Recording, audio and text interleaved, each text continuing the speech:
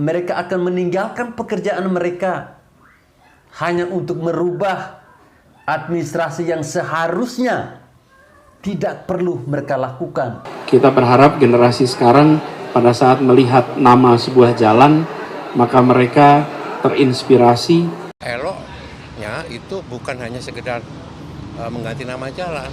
Yang lebih substansi adalah sebetulnya merubah kehidupan yang kumuh di sekitar jalan itu menjadi yang lebih manusiawi. Gitu. Nah, tapi itu kan ada mediasi, ada konfirmasi, ada sosialisasi kan begitu. Nah, inilah yang saya merasa tersinggung ya sebagai ketua wilayah di sini. Kenapa kok terjadi penggantian nama itu yang belum diresmikan? Ini belum diresmikan loh nama ini. Ada belum ada SK, ya kan? Dan pembersihan SK ini kenapa sudah ada penggantian nama? Nah, itu yang saya sesalkan. Assalamualaikum warahmatullahi wabarakatuh. Salam, salve, Om Swastiastu, Namo Buddhaya, salam kebajikan. Entah apa yang ada di pikiran Bapak Anies Baswedan. Menjelang beberapa bulan berakhirnya masa jabatannya, beliau ini sepertinya sibuk untuk menggantikan semua nama jalan yang ada di DKI Jakarta. Kita tahu bahwa baru-baru ini sudah ada sekitar 22 nama kalau saya tidak salah. Itu yang sudah diganti. Nah, saya berpikir bahwa mungkin hanya itulah nama jalan yang diganti. Ternyata Bapak Anies ini akan membuat perubahan nama jalan pada gelombang yang berikutnya. Ya, kalau saya tidak salah dengar bahwa seorang gubernur itu tidak boleh membuat sebuah kebijakan strategis 6 bulan sebelum masa jabatannya berakhir. Entah ini benar atau tidak. Jadi saya minta teman-teman untuk ralat ya apabila pernyataan ini salah. Jadi informasinya bahwa Bapak Anies ini akan mundur dari jabatannya pada bulan Oktober nanti. Nah, ini menandai 5 tahun kepemimpinannya yang tentunya sangat menguras emosi dan kekesalan banyak orang. Nah, menjelang masa jabatannya berakhir ini, Bapak Anies ini bukannya membuat kebijakan yang sedikit spektakuler, menyangkut hajat hidup banyak warga DKI Jakarta, malah beliau ini makin membuat banyak kebijakan yang menurut saya tidak penting dan malah membuat warga DKI ini kerepotan. Ya, salah satunya yaitu dengan mengganti nama jalan di Jakarta. Ada sekitar 22 nama yang sudah diganti oleh Bapak Anies ini. Tentunya ada yang protes.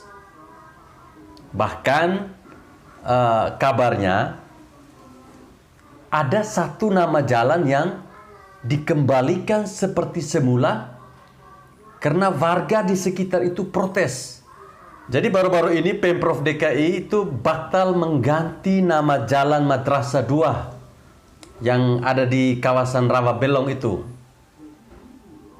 di Kelurahan Sukabumi Utara, Kebonjeruk, Jakarta Barat. Jadi mereka merubah nama jalan itu dengan Jalan Sets Abdul Karim bin Asfan. Tapi ya inilah parahnya. Semoga saja warga DKI ini tabah menghadapi gubernur yang seiman ini. Nah, menurut Bapak Anies, katanya perubahan nama jalan di DKI ini tidak berhenti pada 22 nama jalan yang sudah atau yang telah diumumkan.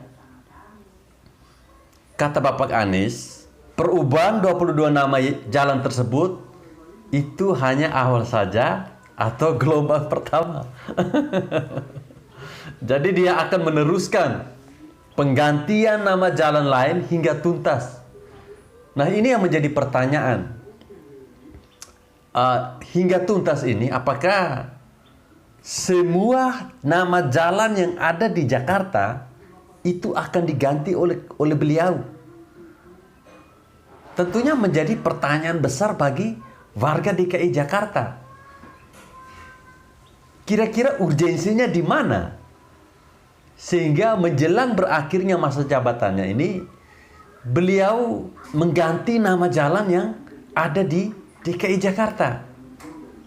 Beliau menyebutkan bahwa akan ada beberapa gelombang lagi dan beberapa jalan lagi yang namanya akan diubah di Jakarta. Nah, ini kan beberapa gelombang lagi. Bisa 2 gelombang, bisa 3 gelombang, bahkan mungkin sampai 10 atau 20 gelombang yang kita tidak tahu. Semuanya serba misteri. Bisa jadi bisa ratusan jalan yang akan diganti oleh Bapak Anies ini. Nah, di satu sisi, Bapak Anies ini kan akan mengakhiri masa jabatannya sebagai gubernur. Kemudian di sisi lain, Bapak Anies juga membuat repot, sekaligus menunjukkan bahwa dia ingin mencari simpati orang Betawi. Biasalah, kalau tidak pintar ambil simpati, bukan Bapak Anies namanya. Ya, teman-teman tentu tahu bahwa saat kampanye saja ketika itu beliau mencalonkan diri sebagai gubernur DKI, mulutnya ini sangat manis sekali. Sehingga ini membuat atau membuai banyak orang untuk memilihnya. Sesudah itu apa? Zong begini. Banyak yang gigit jari. Kebijakan dan program strategis banyak yang tidak terselesaikan. Program receh yang dijejali kepada rakyat. Alasan Bapak Anies ini terdengar sangat lucu dan menurut saya sangat konyol sekali. Jadi dia bilang perubahan nama jalan ini bertujuan untuk memudahkan proses administrasi. Kira-kira administrasinya bagaimana ya? Nah, katanya nama jalan ini diubah untuk mengenang sosok yang berjasa kepada kota Jakarta, sehingga memberikan inspirasi kepada masyarakat yang ada di Jakarta. Ini muncul pertanyaan, memudahkan administrasi. Apakah ini tidak terdengar bodoh ya? Kalau Bapak Anies tidak mengubah nama jalan, ini kan lebih gampang lagi. Malah tidak ada perlunya atau proses administrasi. Sekarang apa?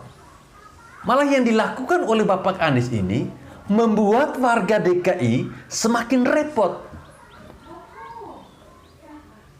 Memang mungkin perubahan administrasi ini gratis. Tapi apakah Bapak Anies berpikir ketika warga DKI dari rumah menuju tempat untuk merubah administrasi ini, apakah mereka berjalan kaki? Naik angkut kan bayar. Naik sepeda motor kan mereka harus mengisi BBM. Itu kan menggunakan uang.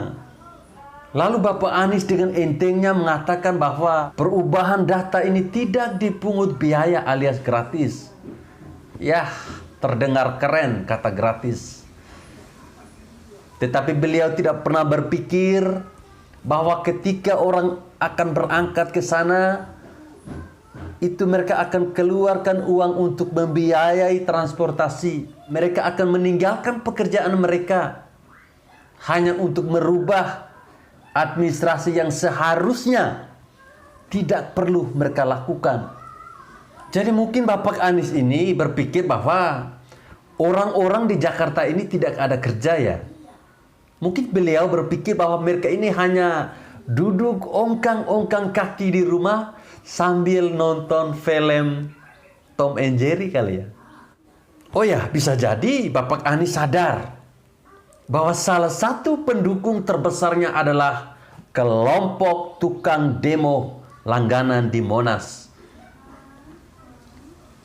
Ya mereka ini kan pengangguran, yang tentunya selalu mengharapkan nasi bungkus setiap kali ada demo. Tampangnya saja yang sok suci. Tapi di otaknya mereka ini hanya menunggu nasi bungkus. Disuruh teriak. Toh tidak ada ruginya kan? Jadi mungkin secara tidak langsung Bapak Anies merasa bahwa semua orang punya banyak waktu untuk mengurusi hal yang tidak penting ini.